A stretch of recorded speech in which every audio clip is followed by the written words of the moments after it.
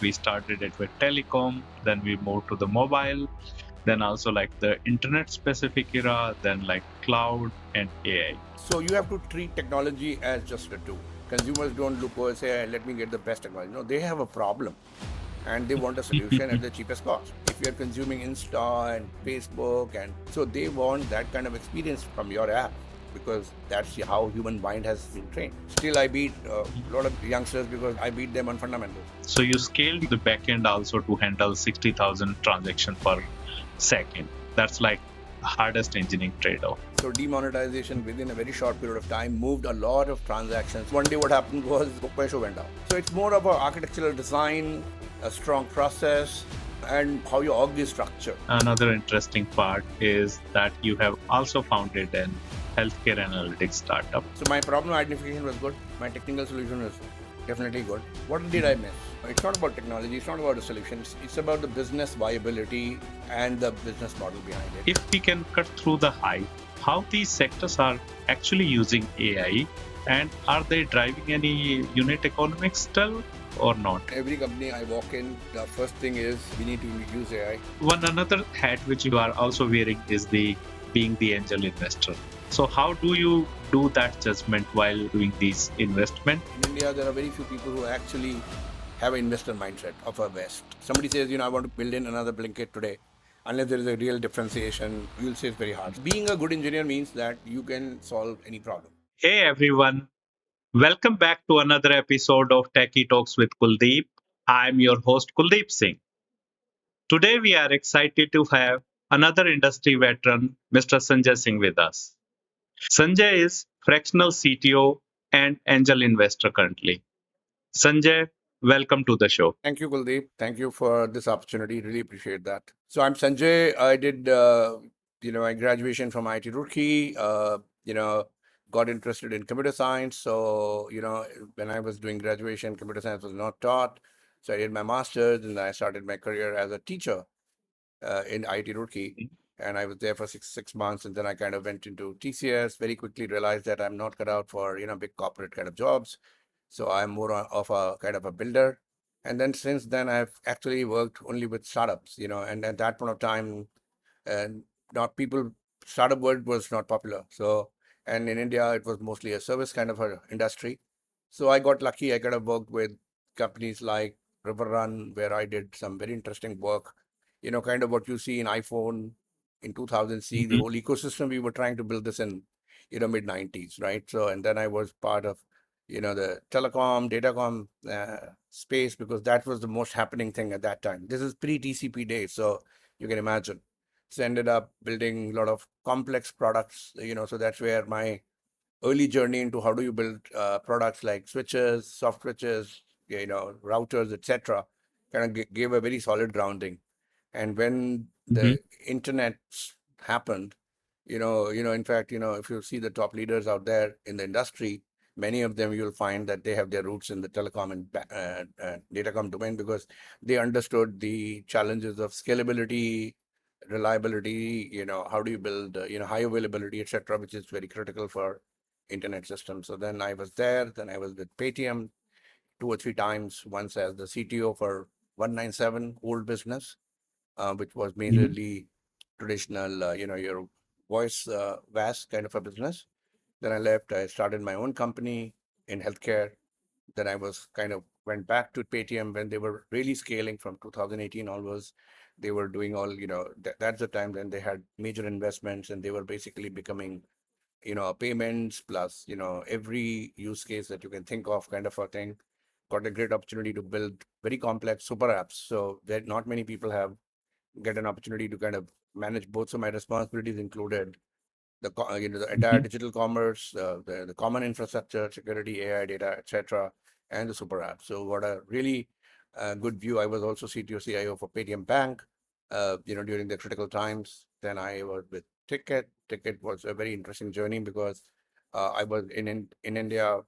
The companies in Indonesia. It was going. This was COVID time, so I had to manage 600 plus people sitting in India and completely different cultural and the ecosystem, the tech ecosystem in Indonesia versus India is completely different. as part of Paytm, I also got an opportunity to work very closely with and Financial, and that I had a lot of learnings. How do you build a very high scale, high MAUDAO kind of a app system. And after Ticket, I've been mostly doing consulting, essentially trying to solve the same set of problems which I have solved for Paytm, which is scale. How do you build a very, very high frictionless and an app which is loved by consumers? So yeah, that's been my journey. And then after that, Mhm. I've been investing in companies because and my focus. So in general, it's not only tech that I invest. I invest in several things. But yeah.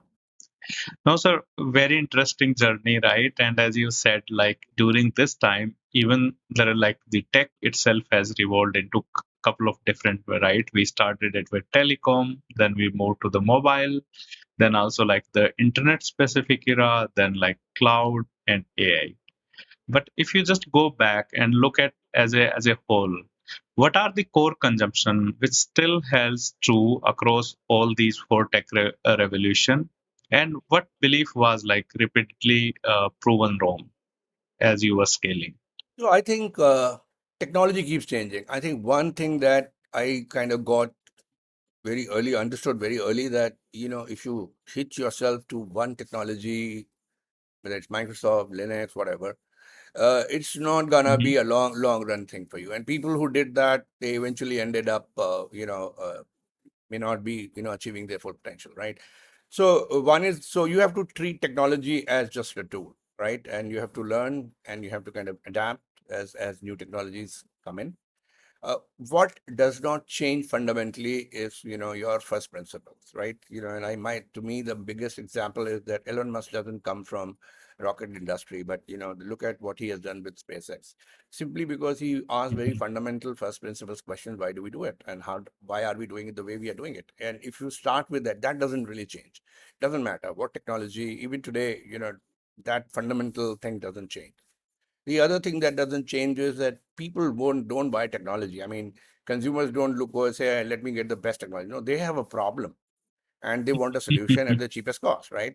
And that's why consumers are not loyal to, that brand helps, but as long as it is delivering on their promise, right? Whether it's quality, whether it is a consumer experience, whether it is ease of use. And in today's digital world, you see that, people are exposed to such complex apps like Facebook and who have a army of engineers. As a Indian company, as an entrepreneur, you're competing. People get used to assuming certain things, right?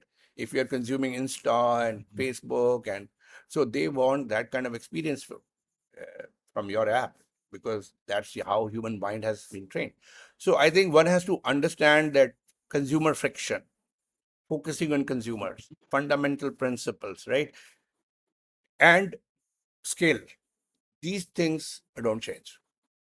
Some things become easy. So, when we were in early stages, there was no memory, there was hardly any. So I remember in early 90s, mid 90s, the data speed was 14.4 kbps, right? The devices were like, one of the device I worked was kind of 2 kg device, right? We were building a product called Mail on the Run in my one of my previous companies, and people didn't know that why will you need a mail on a device which you carry in your pocket? This is mid 90s, because at that point of time the world was, you come in the morning, it was like fax. You come in the morning from the fax, so you open your desktop, download the mails, read those mails, then move on to do the work. End of the day, you finish your work, send the mails out. So it was like a, fax, right? In the morning, incoming fax. So, but people didn't understand, I'm catching a bus, why should I need a device? So it's very interesting. So, and technology keeps moving, and people keep evolving. So I think fundamentally these things don't change. A good engineer in the, that's why, people like me, like, has been around so long. Still, I beat a Mhm. lot of youngsters because I beat them on fundamentals. They are not trained on fundamentals. Why our generation got trained on fundamentals. Fundamentals, low constraints. How do you survive? With whatever you have. That mindset helps. Yeah. No, you are right, sir, and they might not even like the understand right how you described that the email part, because if I just go back today and I just check, hey, and if I myself ask the question, why do I have the email on my mobile? I will think, hey, it is kind of the necessity, but not realizing like how the work used to be in the past and how the changes have come. Yes, Very absolutely. interesting, sir. So another interesting work which you have done is specifically at the Paytm. So you scaled, the backend also to handle 60,000 transaction per second. That's like hardest engineering trade-off, right? I know like it is a single platform, and nowadays this type of the concurrency is expected as we are moving more towards the digital mobile first or even the AI native era. But on back those days, I think it was a biggest scaling problem. So what were the hardest engineering trade-off you had to make at that moment when this level of concurrency hit the platform?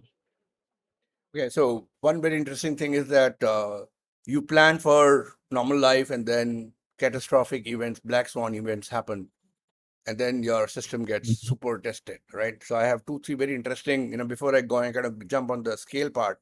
One was demonetization, right? So demonetization within a very short period of time moved a lot of transactions onto the Paytm was, it was very good for companies like Paytm, who were basically building online payments. But nobody was expecting that, the levels of scale will go to that level, right? So in a very short period of time, you have to deal with that. And I remember, I was consulting for Paytm at that time, and Vijay had actually got me there to kind of address their scalability because he knew that one because his vision was that we need to kind of support a lot of use cases, a lot of people will come, but he also did know that it'll happen like in next 2 months. So I was actually scaling one part of the system, which was the wallet system at that point of time, and demonetization wallet survived. Some other components kind of didn't do because it was a journey. Second was ticketing. So in movie ticketing, we were building, and so we looked at the last time, the Savaria was I guess there, and we said, okay, we'll basically need to kind of do 10x than that, and we did Avengers was another big hit.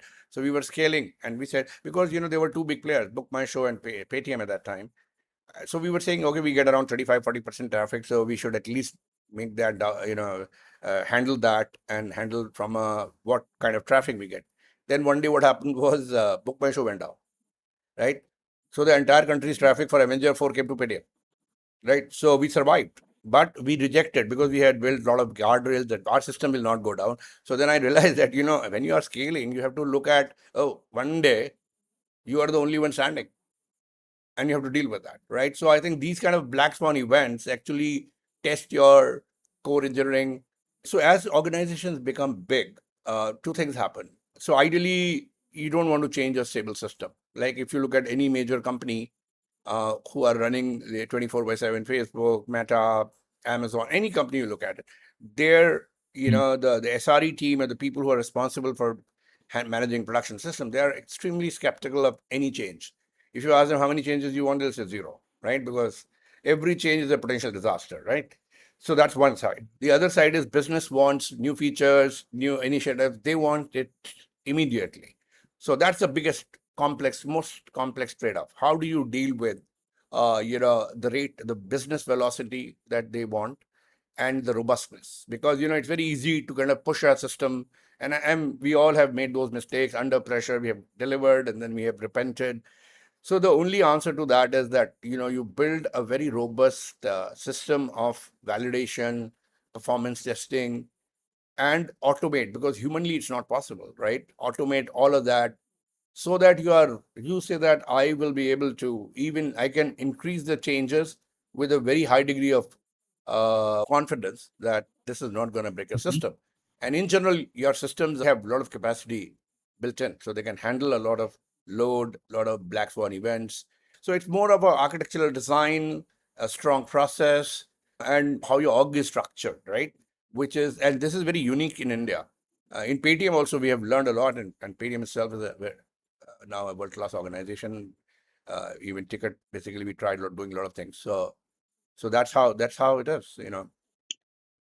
That was very interesting one, and I still remember the day when the demonetization was announced, and the first advertisement which we saw in the paper was for the Paytm, right? And that's like pay through mobile was kind of the first Yes, yes. interface, and then you started seeing it whether you go to a very small vendor or to a big vendor and all, and you could start doing those payments. So literally, you no need to have wallet with us. Your mobile became your wallet, and the scaling part, right? That's very interesting one. Yes, sometimes we build the system that could scale, but how do you manage those things when such business change happen? And as you said, those are not kind of known well in advance, right? You will not be knowing that, hey, Yeah. after 10 days or 20 days this type of events are going to happen. And same was also happening it through the book my show consolidation and all. So you need to design the system at the first place, architect them, do or follow all your engineering principle. And I think you were able to handle it because you were having all that those background, right? And you have built those system which used to like a few kbs of memory, few kbs of the network speed. How you get those things? Yeah, absolutely, absolutely. Another thing, if you permit me, there was another big thing. Like today, and I think it's like Paytm became the first company which started saying that the fastest payments app. And today, every payment app you to look at basically says that how quickly you have made the payment. Well, if you look at really realistically, does it matter that if I have to give you 100 rupees, does it really matter that Mhm. you got it in 2 seconds or 3 seconds? But no. So this is like about branding. This is about positioning yourself. And we actually worked very, very hard. This is the app part. There was a time when, today you open any app, including Paytm, you click you scan and pay, and your camera could be just maybe looking at 30% of the QR, and you'll what is it, Zippy, you'll capture it and make the payment. There was times that you literally had to kind of do an RT of the QR code, because and there was a lot of engineering involved. There's like head light, plastic material, the inclination. So basically, when I got the problem, we basically went through all of it. We made a lot of changes, so we became the fastest scan and pay, beating even Google in terms of, because we did lots of innovation. And then I think our marketing team decided to kind of do it. And then even today, if you do any transaction, you'll see running cards, you'll see rocketing rupees, etc. All that comes from that engineering team that actually made it possible. So the biggest and most important thing in payment is not how fast they are. It's about reliability. That if I do 100 transactions, do all of them make it to the end result? But Yeah, what became was, how fast you can do it, and today everybody's doing it. So I really feel proud that, somewhere down the line I had a part to play in that. yeah.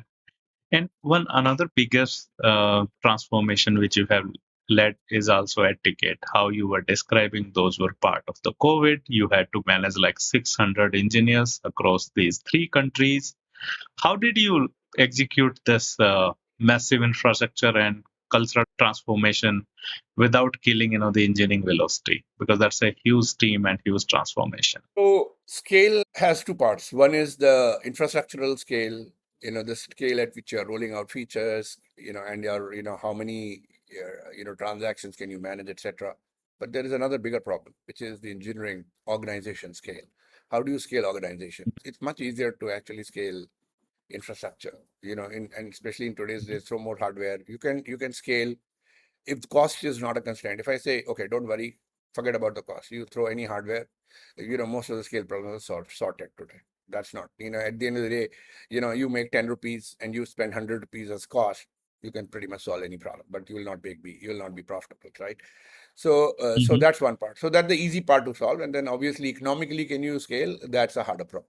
As organizations grow, the complexity grows. And I think I'm a great fan of Netflix thought process, which is called as tail density. Now, tail density is number of smart people divided by the total number of people, right? So as organizations grow, your tail density falls, right? So what you do is you throw process to basically say, if you have an average guy, A very smart guy doesn't need any process. He'll write a code, he'll design it the way it should be designed. Even if he doesn't produce the design code, design document, he'll be pretty much sorted, right? But if you have average guys, they don't know what to consider design, implementation, thinking, etc. So you give them an SOP, which brings the process. So there are times when the talent density goes down. You have too much of process, right? So and then the Mm-hmm. organization stop performing. So the biggest challenge is the org structure, you know, and then org structure means two things. So when I went to Ticket, the first thing that I do is find out who should not be on the bus. There are a bunch of guys who are generally hanging around the company, really not contributing, right? That's one part. Second part is who is missing, right? Think about a cricket team. If you go there and you find out, oh, this team is full of all rounders, there's no specialist batsman, Mm-hmm. there's no specialist bowler. So you pretty much know that what all is missing, right? So I've seen, people are running large operations without a DBA. So basically you find out, okay, what are the missing roles? So that's one. Second thing you do.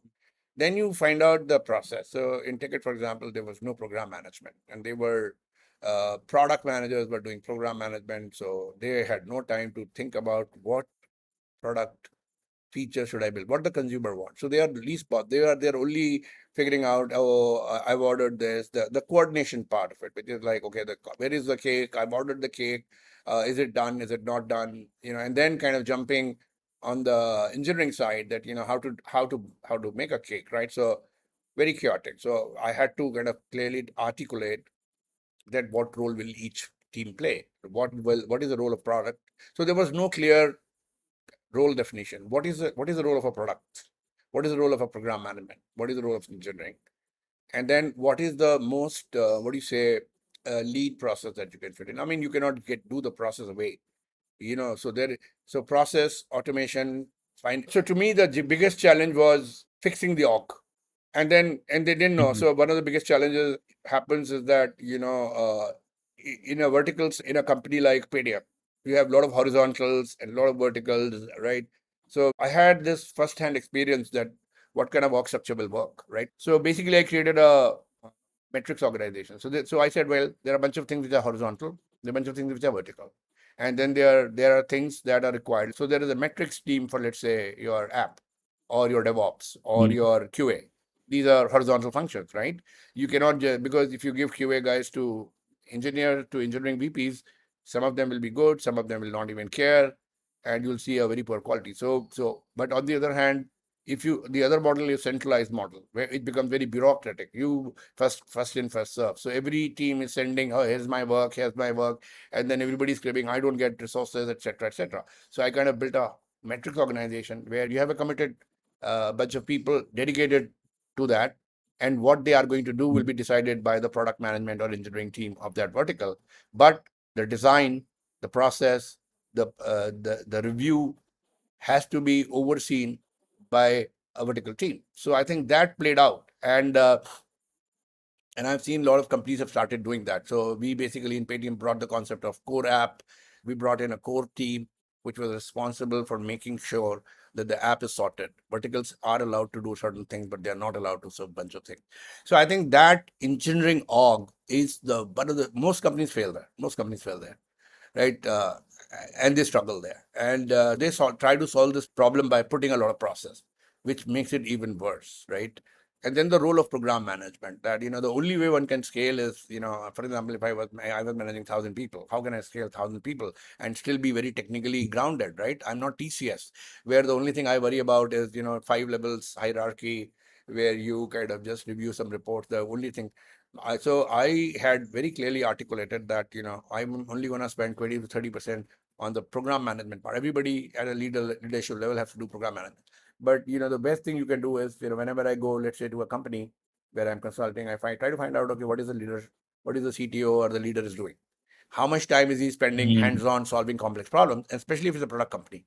And how much time he's just Mm-hmm. program managing? And you'll be realize that 80 to 90% he's actually doing program management, managing crisis, managing fires, no, not even thinking. So everybody is kind of orchestrating that, so think about, there is a fire. So, there is every day, every once or month or twice a month, there is a fire in your building. Okay. And the only Mhm. thing that leadership, your building management is thinking that how do I increase the number of buckets and availability of water, right? So their mindset is how do I control the fire faster? Nobody's thinking why the hell fire is happening. Maybe the cable, maybe your entire wiring is bad. Because somebody say, okay, why the fire? Why is the fire? Why is the fire? Oh, because of maybe the bad wiring. Oh, so we have to change the wiring. Nobody's working on that. And I see the same thing in leadership. If you're at a leadership, they don't want to see the smoke go out so that people say, oh, there's smoke. So there's a fire. So their entire strategy is short term. How do I manage smoke not going out? Right. And the only way is that you say, okay, why the hell fire happens? And you find out that literally very small amount of energy is being spent on that. So the only thing you do is you change that structure. You say, well, first of all, you go and tell the CEO that fires will not stop in the next 6 months. You are used to this, Yeah. continue to be used to this. But in 6 months, they'll stop. And then you go and, Yeah. pull out some 10, 15, 10%, depending on the severity of the problem, pull out 10% people and say, next time if the fire happens, you're not going to move. Even if you are smoking a cigarette, keep smoking the cigarette. Because your KRA is not to douse the fire. Your KRA is that your fire will not happen, right? So I'll judge you that, okay, how many fires are happening now in next 1 month, next 2 months, and then go deep dive and say, okay, why the fires happen? Very few leaders do that because they're busy. So Yeah. I talk to a lot of kids and they say, we are busy. I said, busy what? Unimportant things, urgent and unimportant things. Classic case. Focuses on. Mhm. So yeah, so to me, I think Ticket and all transformations of a mid-sized company when you are above. So it's very easy to manage a 10, 20, 30, 50 people company. But the moment you touch 100, the problems start. 200 becomes bigger. 500 chaos is there. So if you, and then, everybody, so you, and throwing more people is not the problem, is not the solution. I always say that you give me a team, say 20, 30 people, I can give 10% more, which is 33, nothing will happen. If I take 10% off, no. So which basically means Yeah. there's a lot of slack in the company, in the organization.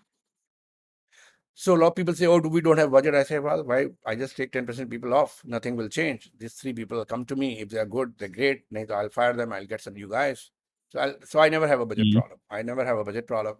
I can say whatever your budget is, you can have as many fires as you are having right now, even with 10% less people. So that 10% people is mine, and then I'll put them on making sure that the fires don't go. I mean, fires don't happen. So I think, and then changing the culture, because the biggest challenge for me in Ticket was, people were generally very happy. They want to come and they want to have a job. They are not, at least that generation. I mean, I told them that, you're going to take 5, 7, 10 years before the mid-level guys kind of reach to a senior level. And because, if I hire a VP with 10 years experience, he will only, he's only process and people person. He will not know technology. I say, okay, why are you using this database? Why not something else? He'll have no answer. So very technically hands-off. That's very interesting and very big problem which you have handled. But there is also very another interesting part is that you have also founded an healthcare analytics startup, which later on acquired by Paytm. So what that journey teach you? I know like you are pure technical, like understand there is like no question, but this is a mix of like technical elegance and business viability. So how did that happen, and what did that journey taught you, sir? So I think you hit the nail. Being a technical guy, I was pretty good at identifying the problem. Okay. The problem exists today, and if I talk to 10 people, and that's what kind of got me in that direction, that I think everybody validated the problem I was trying to tell them, that the EMR technology is broken. The number of patients that a doctor sees in India is like 100 patients. The average time in that a doctor spends with patient is, in a good doctor, is like 2 minutes, right? So he's very transactional. He will be saying, okay, temperature, get this 4 tests done, take crossin, take this, and the other thing. So you don't even need to go to a doctor. You can just get that first level of check. at home. So my problem identification was good. My technical solution was definitely good. What did I miss? The biggest miss was the business model. The business model of no doctors don't want to pay. This is I realized that doctors are so pampered by the pharma industry that they don't want to pay. A guy who's earning 1 crore a month will not give me 500 rupees for the software because they believe the Nehru Place model that software is the number is the cost of the number of CDs that you have, right? If it is 4 CDs, so 400 rupees once lifetime. So mindset is still paying out, especially in the non-tech people still think that's one. Second is it's very difficult to sell to a doctor because he's very busy, so you get very little time to sell. And then this is pre-COVID. This was pre-COVID. I mean, like for example, think about this. You have to go to a temple to pay to a god, right? You know, you can't say that let me open a window and kind of look at the god. I mean, you have to make that effort and you have to be physically with the god, right? So same thing applies to the doctor. I mean, doctor people didn't realize that they can get a lot of diagnostics done remotely, and they don't have to physically go there. So that happened. So this was pre-COVID days. So I realized that unless this business model is tied up with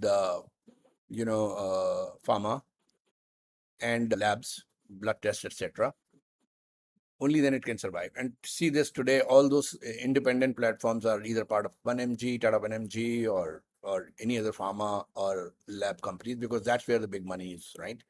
So that has to subsidize. So it was a business problem. And then the other problem which I realized was it's very interesting. So healthcare is not like a toothbrush case, right? You don't fall ill every 3 times a day, right? So it's very difficult to build a habit, right? So that's one. Second is most people who are ill are generally old and they don't understand technology, right? And most people who understand technology don't fall ill. So pediatrics is the only small area where the parents are young and are technology savvy and they want to kind of take care of their kid very, very in a very sensitive way. That is the only area where any digitization will work at least. It's going to take 20, 30 years before kind of the younger generation, technology savvy generation reaches that. So, and the other thing was, to my biggest surprise, the issue was, you think doctors care about data? No. Do you think patients care about the data? No. No. None of them care about the data. Doctor is saying, doctor is maximizing his revenue per minute, and he is gonna say, okay, what can I do? He say fever. He'll say, okay, fever. Though he say cough, cold, fever. He'll look at the season and he'll say, this is he could actually have 5 prescriptions ready, sign and give it to one guy, right? Because everything is fixed. So those were the realizations that it's not about technology, it's not about the solutions, it's about the business viability and the business model behind it. I think that was to me the biggest lesson, right? And I started very late doing the startup, and if I had done the startup 10 years earlier, I would have done 2 more, 3 more, I don't know how many. But since I was at this was I think 50 plus, I guess. So no VCs will invest because they want to invest at least the founder should be around for 10 years minimum before they invest. So that's good lessons. But I really I really understood that, and really that is coming very handy when I do investments. So that comes very handy. Yeah. No, you are right, sir. And those are like always, learning doesn't always come here, like everything goes well, and then you hit the issues and then you learn, right, around you the business aspect. But I think this has given you much more learning than which you would have get by just following those engineering, being like the CTO and kind of scaling the team and solving the technical problem. But one interesting stuff like nowadays is AI, right? And you are currently a fractional CTO advising listing trading, large consumer lending, and these tech firms. So, if we can cut through the hype, how these sectors are actually using AI, and are they driving any unit economics still or not? Very interesting thought. I think in every company I walk in, the first thing is we need to use AI. But if you double click and you say, why do you want to have an AI? I mean, what is the business goals you want to be? That's a lot of the haziness, right? So it like going through the traditional hype cycle. But if you ask me about BFSI, one of the biggest costs comes from customer management, customer engagement, CRM, customer support team, etc., etc. And there are a huge amount of operations. India is a very operational country, right? And automation is Mhm. very low. And I think a lot Mhm. of costs, if you look at any bank or financials of any large, fintech, a significant part of that is going into compliance and operations and customer. So AI is in a very good position to solve. These are very low engineering problems, and I'm seeing that a lot of underwriting is happening through that. A lot of follow up, collections is happening through AI. A lot of qualification of underwriting is happening through AI. This is happening, and in what I can tell you, in 3 to 5 years, there will be a significant, EBITDA increase because the unit cost going down. The cost, so you will see compliance costs will go down. Your operations cost will go down. Your customer support costs will go down. So that is what is happening. This operational part is going to happen. There are a lot of third parties company coming in and they're trying to solve the problem. So I believe this part is going to be sorted. Now comes, Yeah. the other thing that will get impacted is underwriting and data science, because that's a easier, I mean, there's a hard use case, but there are less number of people involved. And that part is seeing a lot of automation, a lot of AI models coming in. And I think you'll see that problem also getting, addressed. The third problem is that, where is AI being used in the engineering part, right? And that I believe is right now pretty low. So people are Mhm. what people are so they are in what it is doing is it's increasing engineers' productivity, right? Mhm. So that is happening. So even today, wherever, even if a not a very successful attempt is there, there is a range 15-20% of productivity improvement, because a lot of things you can do, right? You can analyze the code faster, you can look at the problem faster. If you have opened your Claude, it can give you a lot of insight. So 2030, but are we reaching a stage where you don't need, maybe you need 5 engineers instead of 100, because everything else can be done Mhm. by, we are far off, right? AI, I have not seen that they can do design. I mean, they can answer. It's like slaves. You ask the right question, you'll get the right. If you ask wrong questions, you'll get the wrong answer, right? So that's the problem. But it is happening. The good thing is it's happening. Uh, there are companies who are basically taking this initiative, and right now it is improving the productivity. So maybe I need 30% less engineers than I actually do. That was what you Yeah. will start seeing in the next couple of years. But any reduction like 20% engineers doing currently 100% is kind of far away. No, that's I think the true and the grounded picture, right? That's as you said, right?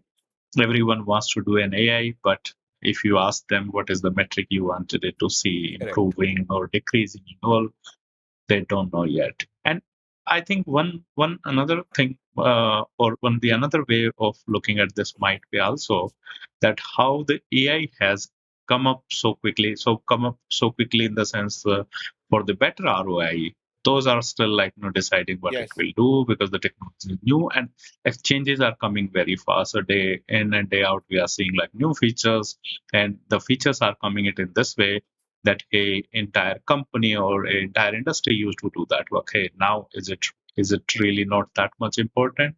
So let's see how does it go, and then probably maybe in a year or two we will have more kind of other stable things to predict how much value we will get and how much is the investment we are doing on this. Correct. Great, sir. And one another hat which you are also wearing is the being the angel investor, right? With these 15 to 20 portfolio companies. I know an engineer will be always an engineer, right? So you will still look at, some of those technical indicator by just looking, hey, is this founder can truly scale or not? So how do you do that judgment while doing these investment? And is there some suggestions, etc., also you come up to the founders? Great question. First of all, I have done so much of technology that, if you look at my portfolio, many of the companies will not be technology companies. Okay. Especially in these days, to me, AI is not really, AI is commoditized, right? Most of the AI companies, there is zero moat, because at the end of the day, you're not building models. You are just building inferences on top of that and basically building another layer of intelligence around it, right? For a particular use case. So the challenge lies, so the success of a AI company, especially in India, where you are more focused on the, the application layer of the AI rather than the fundamental part of it, is to basically capture the use case. So there is a classic theory that if you come up with an innovation and there is a traditional company, so there is always a race between how fast the traditional company can get the innovation and how fast the innovator can get the distribution or customers, right? So there's always a race. You can take an example like in India. In India, if Mhm. RBI becomes a little lenient, a lot of neo banks will eat the lunch of SBIs and PNBs of the world, right? But RBI doesn't want to do that for obvious reasons. So some reasons are obvious. Some reasons could be cartelization. All the people who are in RBI, they have spent several times, and people don't want to lose control on the bank. That's where the leverage comes in, whether it's politics or business. Everybody wants that cash cow, right? So as a result of that, Yeah. in India, large companies who are traditional companies, they have the time to catch up with innovation. Look at the app of ICI, HDFC. They've significantly improved than what they were like 10 years back, 5, 6 years back, right? So AI will have the same problem. So I am very, very skeptical of AI, because the only moat in AI companies is distribution. So distribution is the only moat in any AI company. That's it. So I'm not invested a lot of my energies into it. I have invested in companies like meat processing companies, financial services companies, and some are technical. But I always look at, what is the business problem that they are as an investor. So I have done two kind of investments. One is investment which are Mhm. purely financial, right? Which basically means that, okay, if I'm putting my money, at this stage of my life, what kind of risks I want to take, and some are purely tactical investment calls, right? Mhm. That probability that my money will not go down and probably my money will go up is, so it's like, so it's like I can, so in India, there's very interesting. In India, there are very few people who actually have an investor mindset of a West, like US. So in the so in the U so in India, the mindset of all the family offices, etc., is that, oh, market can give me 10% return. I want to take a bet in a company which can protect my capital, and I'm happy with 20%. So it is more like capping the Mhm. upside, but holding on your bottom line. They don't want to take a risk that Mhm. my money, that their probability is 80% of your money will go down to zero. So for example, if you give an opportunity that there is a 10% probability that your money will become 10,000x, and there is 80% chance that your money will go down zero, nobody will invest, Mhm. right? A lot of people Yeah. a lot of people will invest that the best case is 20%, but the probability is 80%, and only 20% probability is that your capital will become 10% less than what it is value. They'll invest. So that's the mindset. In the US, it's not that. In the US, basically, people say that if the company succeeds, what is the how? Mhm. What is the? Is it 100x? It is 1000x? Is it million x? Kind of thing. So there, the investment is on a risk versus rewards, very focused. So I try to get a balance that. So some of my investments are the first kind, where which are mostly financial investments. There are some where basically you want to kind of take a bet, but they are not too. I mean, the unfortunate part is that there are very few companies in India where you can do this kind of bet. Very hard to kind of get access to those kind of companies. There are some which you have to be lucky. And then there are non-tech companies which are completely working in. So the other thing that I do is I do a lot of mentorship, meaning I am not on. I'm their consultant. They have not given me a single pesa or an equity, but I'm still guiding them, right? Because I hope that that's how I kind of give back. So there are 2 or 3 companies where I have been associated for more like a year, and they keep calling me and they keep discussing, and I keep giving them ideas. I keep saying there was a company who was doing certain things, and I said pivot into quick logistics, and they were doing warehousing. So I basically Mhm. asked them to pivot. They pivoted. Now they've raised first round of funding, and they're doing reasonably well.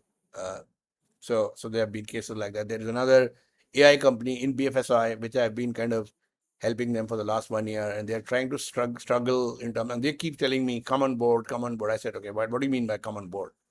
I'm Mhm. on board. You haven't given me any equity, you're not paying me, that's it. And once you reach a level, we can do the paperwork, and you can give me whatever you think is the right number from your perspective, and I'll be on board. But even I'm on board today also. You need my time, Mhm. you have it. So I do that part. But coming back to what that it is very hard when you're doing when you're doing a startup, you Mhm. will start with an idea based on whatever Mhm. information you have, especially if you have not worked very long in that business or industry. You will have some idea of what the problem is, but you will not have the full idea. So I think a good entrepreneur will have to be extremely flexible on the route. It's like, think about a river flowing into the sea, right? The river knows I have to go to the sea. That part is not Mhm. negotiable. What is negotiable is the route it will take, right? So you Yeah. might.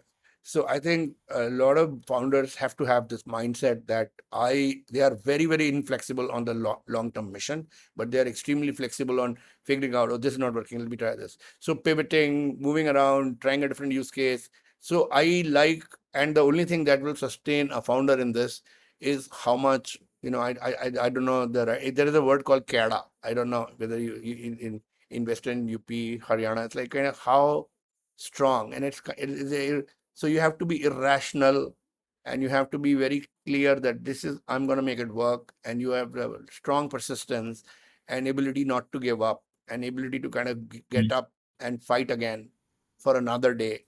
That quality is what makes successful entrepreneurs all the Mhm. time. So I think that's very, very hard skill to find out, and if you are get that, you put the money on that guy and hope for the best and help him to navigate. No, definitely. And I think that's the right way to do it because it's also kind of, giving back your, 35 plus years of, the industry experience, right? So that anyone who is just starting might have a good idea, but he's not having the execution plan. And then whether he's having a good execution plan, but he is not able to execute due to, such limitations. So your advice and your concern would definitely give them the right path. And as you said, India has been like mostly been running into the services business, so we see such type of the startup, and if they can get even like an expert advice, that's really a good thing for them, because one thing is it can also stop them going wrong. Because see, I know sometimes we say it will happen, the failure happen, but recovering from the failure, it takes time. And if they cannot, if with the proper advice, with the proper guidance, if they can go on the right path quickly, then they can navigate those problems quickly, and hopefully able to reach to the last milestone. So I'll also interestingly tell you one thing. So I'm part of Mhm. part of a angel network called IPB. So I'm Okay. actually a what do you call selection panel member, which basically means that we look at the companies to decide whether to invest or not. So at one point of time, I was looking at 600 companies a month, right? So that's the kind of number of deals that come in, right? So I used to look at 500 companies, 400. I mean, my max, I think best was 500 something in a month. Okay. So many companies you evaluate. Obviously, some will be like very, very simple. You'll say, okay, this is a wrong. I mean, so somebody says, I want to build in another blanket today. Unless there is a real differentiation, uh, you'll say it's very hard. So there are a lot of copy types, right? So all the companies that I've invested in, I'm also part of Mhm. their, they have this support group or mentor group and the best part is, in spite of the fact that I'm technical, most of the time I'm actually asking questions about distribution, scale, finance. I mean, and the business problems. How do you kind of deal with this kind of problems, and how do you navigate that? So to me, I think being a good engineer means that you can solve any problem. It doesn't matter. It has to be a software problem. All problems are, you have to have first principles thinking, and you have to say, okay, why, what you can do. And many people who don't come from a structured engineering thought process, they actually struggle. especially business leaders, and they're confused. So you have to kind of help them articulate what do you want to do, where are you are, what are your problems, how do you kind of do, and it's like if then else, right? And it's very easy for them. Then they and suddenly they'll have an aha moment, and they'll say, "Oh, why we didn't think it that way? You are right. This is and we are focusing on the wrong thing." And and I think many times that happens because they need somebody from outside to kind of validate their thought process. And so one or two companies, I'm doing it, so they when they meet and they come back and they can privately send a message saying that this meeting was an awesome meeting because because you gave me three clear things that I didn't think of, and it'll really help me, and then they'll navigate that direction. So I think so it's beyond tech. Tech is the easiest part to do. Yeah. No, you are right, and I know that answer as well because and you are right. Their business problem needs to be correct.